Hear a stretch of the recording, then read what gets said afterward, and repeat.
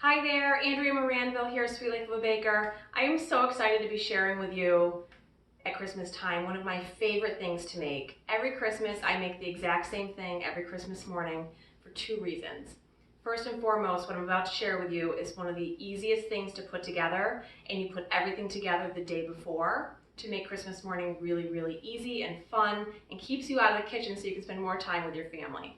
And so delicious. It's so easy and so good, and I just can't wait to share with you what I'm about to put together because it's one of my favorite things to do every single year, and everybody loves it. The kids, the adults. I'm going to show you a couple different varieties of it also.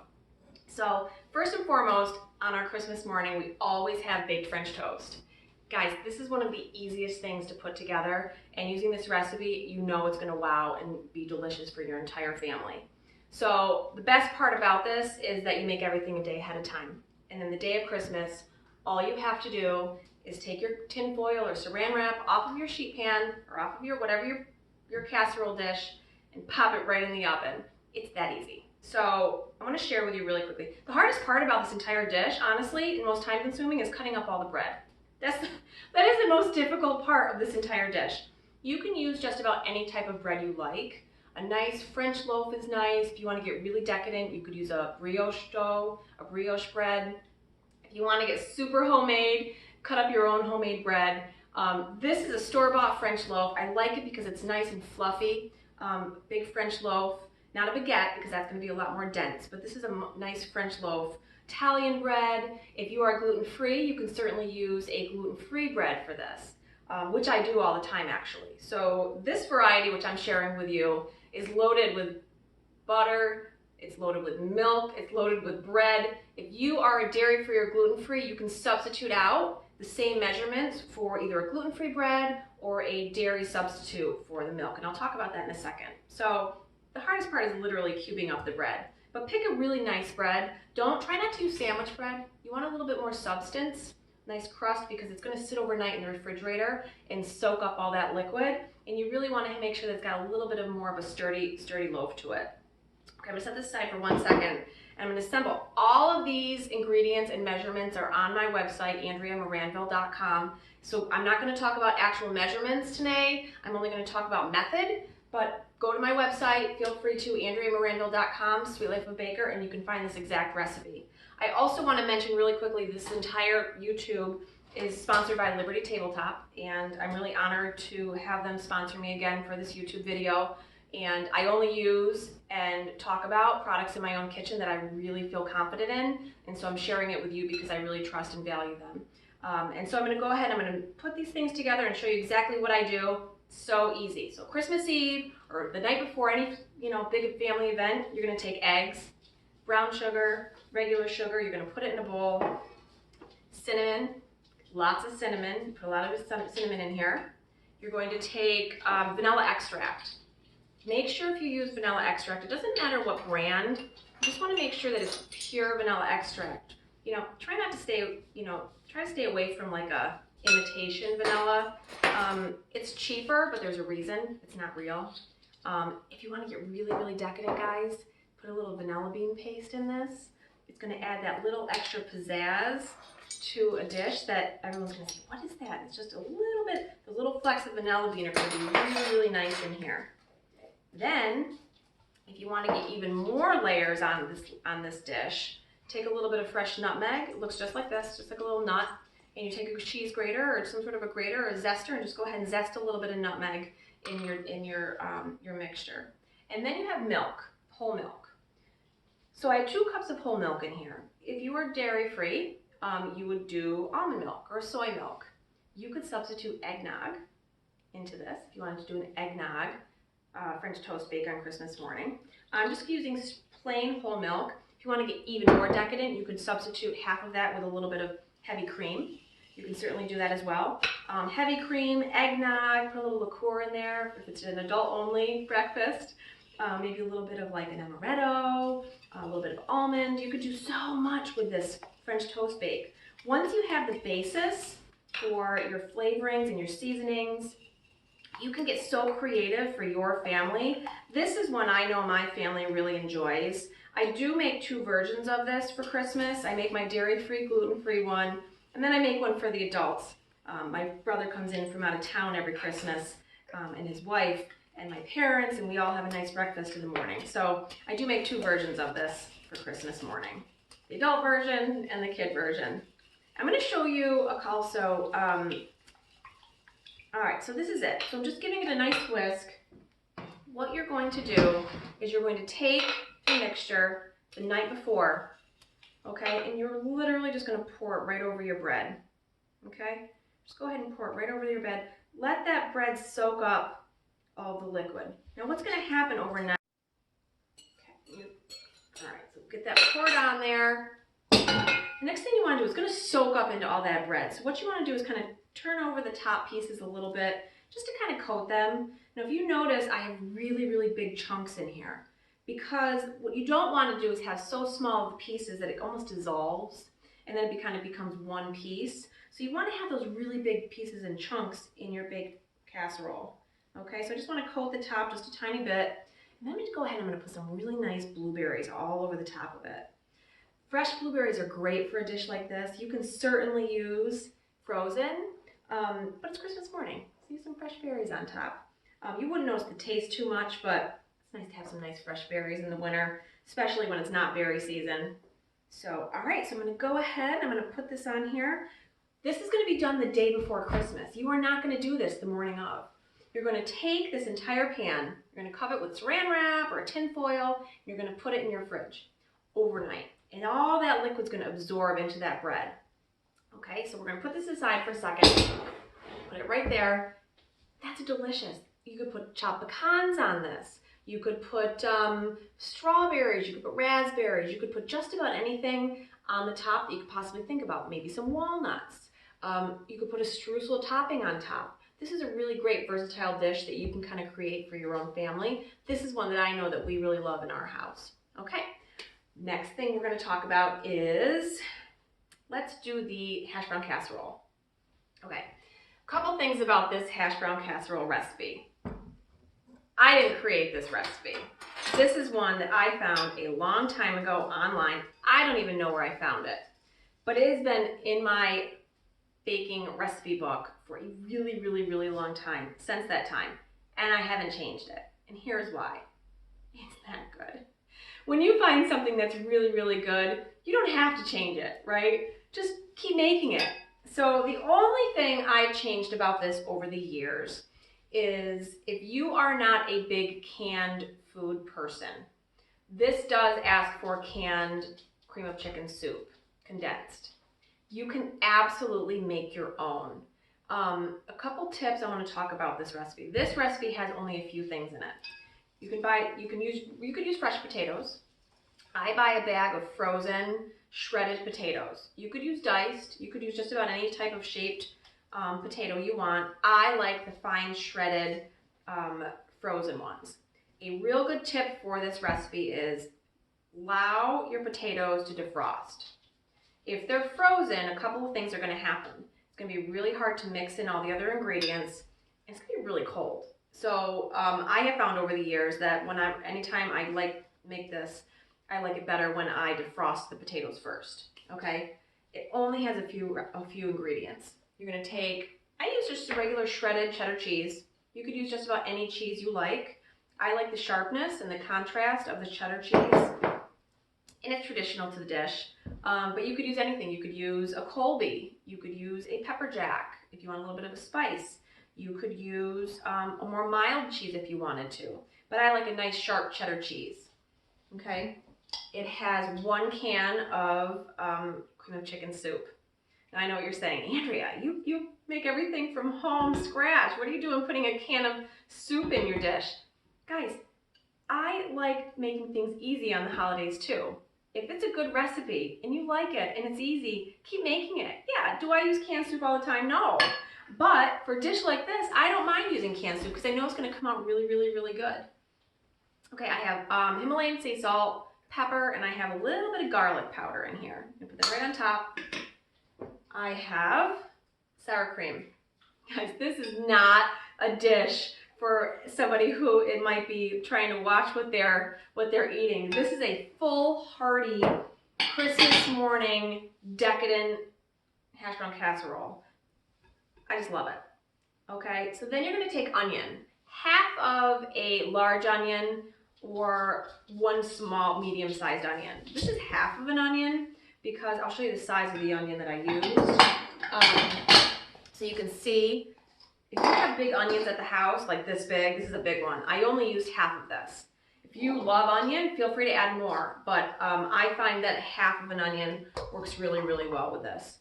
Then you're gonna go ahead and you're just gonna stir everything together, okay? Again, because I defrosted those hash browns or those potatoes first, it's much easier to mix because it doesn't solidify up all the other ingredients, like the sour cream. Just go ahead and give it a real good toss. You wanna coat everything. This is I just love this. This is one of my favorite things to make. I don't make it very often because it's, it's really, really heavy, but I love it. Now the kids can't eat this. My boys can't eat this. There's a lot of dairy in this. So they know they can't eat it and that's okay. It's more for Mom. There's more for me. That's all right. Now that's the other thing too about Christmas morning. Everyone loves to fill up nice and early because, I don't want to be making lunch too on Christmas. So you have a really nice, heavy, hearty breakfast and then kind of get you through.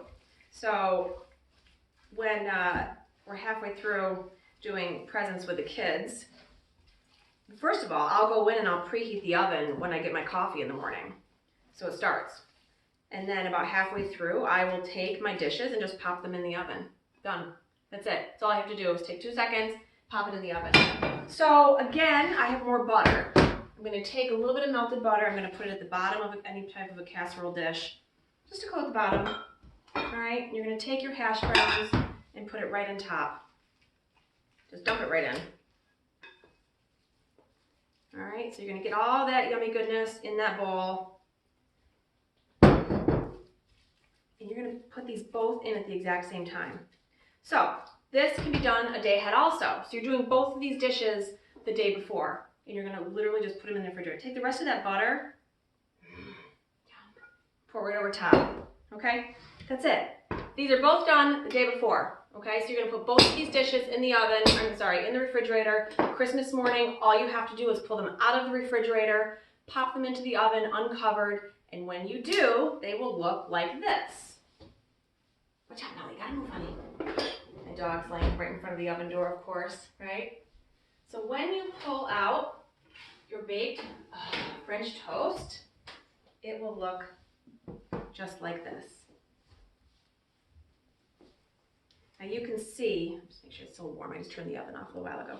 You will see how it gets nice and brown and golden on top. This is also in the 360 cookware casserole dish. I just love this pan. I use this pan all the time. So I've got it really nice baked in here. It's got those beautiful blueberries. I do have pecans on this version. My husband's gonna really like this. Maybe we'll have breakfast for dinner tonight. Yum.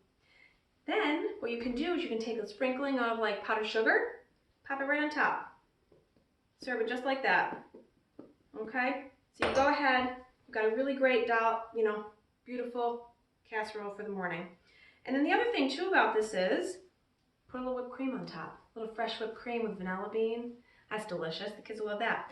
Or, we absolutely have to serve it with maple syrup. So this is, actually I'll put this aside for a second because I might make myself a plate here in a little bit and I'll show you everything. Okay? The next thing I want to show you is how the hash brown casserole looks. Now that smells so good. I'm gonna have a real hard time not eating this right away. Look how nice and golden and brown and bubbly it gets. So this is gonna bubble and all that butter is gonna melt in. The fragrance that's gonna make your house smell is gonna be so delicious. Everyone is literally gonna be salivating, waiting to eat breakfast because it's that delicious. Okay, so let me put this aside. Just wanna show you a couple of tips for a really nice fruit salad. Okay, so I know I mentioned in the summertime I use a lot of berries, but in the winter I like to use a lot more different types of fruits. Cantaloupe is a really, really great option year-round. I'm just going to show you, some people, I used to cut cantaloupe a different way, and I used to cut them in the triangles, and then peel the skin off. I just want to show you a really easy way. I'm not going to do the whole thing. I just want to show you, oh, look at that color. Look how pretty that looks. I just want to show you a really easy way that I make my cantaloupe. Look at that, okay? Take the cantaloupe and just peel the outside right off, okay? Then when you go to chop up your cantaloupe, it's already peeled for you. You don't have to stand there and slice the skin off of every triangle. I used to do that forever, and it used to take forever, and I was worried about cutting myself. This is a really great way to get it done. I'll just do half for now, okay? Then you go ahead and you scoop out all the insides. I'll just do this. Scoop out all the insides, and then you can just go ahead and start slicing it. Oh. My kids love cantaloupe, so anytime I can get them to eat fresh fruit, I try. Let me put this aside. Okay, put it upside down. Oh, I gotta get a little more skin off. My dog's under my feet trying to pick up anything I've dropped. Go ahead and slice it, okay? Makes it so much easier. Look how much quicker that goes, right? Turn it, go the other way. And if you want smaller pieces than this, then you can cook them up even more. So I'm just gonna go ahead and put that in there. Kids will have a nice snack when they get home from school today. Same thing with pineapple. Yeah, you can buy a pineapple that's already cut, or you can buy a pineapple that's already in the little container that has the core all taken out. But it's super, super easy to do your own pineapple. You do the exact same thing I just showed you with the cantaloupe. Chop off the top, chop off the bottom, and then you can just take it on the outside. When you do that, you don't have to stand there holding it, worrying about cutting yourself, right? It gives yourself a nice sturdy base. You want to try to get all the little knobs off. That's definitely, nobody wants to eat, you know, the outside of a pineapple, so you want to try to get all of the knobs off. But once you do that, I'm going to show you how to core it also. Some people might be saying, Andrew, we know how to cut a pineapple, but not everybody does.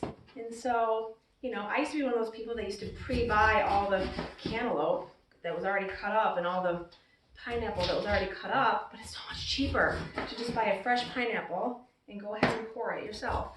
Okay, so I'm just going to show you real quick. Now you've got your peeled pineapple. I literally take it just like that.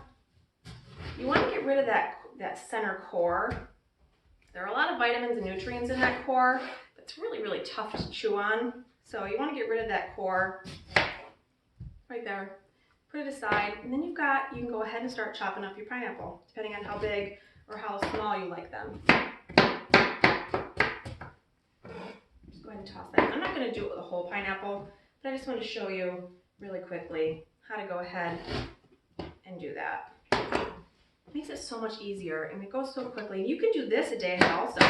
So all of this can be done a whole full day ahead, so that Christmas morning all you have to do is literally get your cup of coffee and then eat breakfast. It's that easy. Okay, so there we have it. I've got a little bit of my fruit salad going. I'm going to put these aside for the time being. Kiwi is another really great fruit for this winter salad. When you purchase a kiwi, they look like this, okay? And the skin, you don't need the skin, so you got to peel that skin off. If you get a kiwi, it's like this. You know, I did the same thing. Slice both ends off, stand it on its side, and then you just peel the skin right off. The thing about kiwi is if it's super, super soft, it's overripe, and you definitely, but you also don't want it so firm that it's not that it's underripe. So it's kind of a fine balance. You want to have a little bit of a give, but you definitely don't want it to be able to push your thumb into it. That means it's past. It'll still taste good, but it's just not going to hold up in a sturdy salad like this. Okay, just go ahead and give those a slice. Put that in. Looks really, really pretty too, all put together. All right, it's got a nice fruit salad. You could do a little orange, buy the little tiny clementine oranges, the ones that don't have the seeds. And you can core and put some of your oranges in there. Now, because the two casseroles that we have are pretty heavy dishes, this gives a really nice lightness to the breakfast also. Now you're saying, Andrea, where's the bacon? Where's the sausage? Absolutely. Add some bacon and sausage to this too. go ahead and make, put some bacon in the oven when these 2 casseroles are baking, and then you've got your meat also. Or put a little thing of sausage on the stove. Oh, this is a great, look how pretty this fruit salad is. I just love this. And I just want to show you, also, pomegranates are one of my favorite fruits in the winter. It's pomegranate season in the late fall, early winter. It's also citrus season. So lots of citruses are really going to be coming out, and lots of oranges are really delicious. This is what a pomegranate looks like. Now you can buy a container in a little plastic container on the shelf of the grocery store, already seeded. But it's so much cheaper, and you get so much more if you buy a pomegranate like this. Everybody says, Andrea, yeah, but they're really, really difficult to peel. I found on the web a while back, I've been peeling these for years, trying to figure out the easiest way to peel a pomegranate, and it's tricky. I've tried the water method, I've tried every other type of method. I found this online. I'm going to show you my trick now. It's not my trick, but it's now what I do in my house because it makes it so much easier. So you've got the top. The top of the pomegranate has like a little nub on it. You take it and you slice in just a little bit around in a square, just like this. Now you don't cut through it because the last thing you want to do is cut those beautiful pomegranate seeds. Okay? Then you're going to take at every corner, you're going to slice into it and go down, just like this. Being careful not to cut yourself. Okay, just go down a little bit. You take the top, you peel it right off. Look how easy that came off. That peeled right off. And look at all those beautiful pomegranates in the center. Okay? And now, because you've cut the slits on each side, you can take every quarter and it peels right back. So you just go like this and you peel every corner back. And look at all those beautiful pomegranates in there. Now these are the seeds that you can then sprinkle for color and flavor. My kids love these. They're going to be really happy when they come home later. Just go ahead and sprinkle that right into your fruit salad. Gives it a nice color, gives it some vibrance, gives it that holiday feel, that nice vibrant ruby red. There. Look at that. I'm not going to peel the whole thing. I'll save that for after the camera. But look at that beautiful fruit salad. Okay? Now, I only have a few different types in here. I've got some kiwi, I've got some melon, I've got some pineapple, but they're sturdy fruits, so they will hold up overnight in the refrigerator so that you can make it ahead of schedule. Make it at nighttime before. If you wanted to, you could add a little bit of lime juice to this and a touch of sweetness for honey. So I think I will. I think the kids will like that when they come home. So just take a lime. You don't need a lot. You're just trying to get that citrus. Now, if you were using something that were browning, like an apple or a pear, which they brown once they hit, the air, lemon and lime juice keep those types of fruits from browning. So citrus, like a lime or a lemon, if you had chopped apple in this, would help keep that apple from browning. So just go ahead and squeeze a little bit of lemon in. If you want to get super fancy, you could put a little bit of the zest in it also. And just a tiny, tiny bit of honey. Now the fruit has so much sweetness, you don't want to add a ton of sugar to it, but it adds a little bit of flavor and a depth that I think is really, really yummy. I'm just going to give it a toss with the first thing I found, which also happens to be the holiday pattern at Liberty Tabletop. This is their new flatware for the season, and each flatware piece has a different seasonal element. So we've got some doves and a little nutcracker and some holiday bells. Now it's really difficult to see these patterns from this distance, so I really encourage you to go to libertytabletop.com. Oh, this one's so cute. It has a little snowman on it. Joey's gonna like this one. He can use this one later when he comes home. And then this one has the little nutcracker on it also. So this is a really great seasonal pattern that they have. Dresses up your Christmas table. You know, could you imagine having this at a breakfast with your whole table set up and then having, some of this beautiful flatware serving it. So I've got a fruit salad. I kind of made a mess here, but that's okay. I'm gonna go and I'm gonna plate up something so you can see what this looks like. I'll use this. I'm just gonna take a little bit of fruit. I'm going to take a little bit of the hash brown, a little bit of the baked French toast. I'm going to take a lot of the hash brown casserole because it's so good. I'm going to take a drizzle of pure maple syrup. Now I love finding little tiny things to put maple syrup in that the kids think is fun. This is kind of cute. It's a little cow I found. It has a little, hole in the mouth, and then you can go ahead and the kids can pour their maple syrup on. And this is a beautiful, easy Christmas morning breakfast. I hope you make this. I hope you enjoyed this. I'm Andrea Moranville. Thank you so much for joining me in my kitchen as I share with you our Christmas morning breakfast so that Mom can spend time with the family and not in the kitchen. So, from my home to yours, Andrea. Thanks for joining me.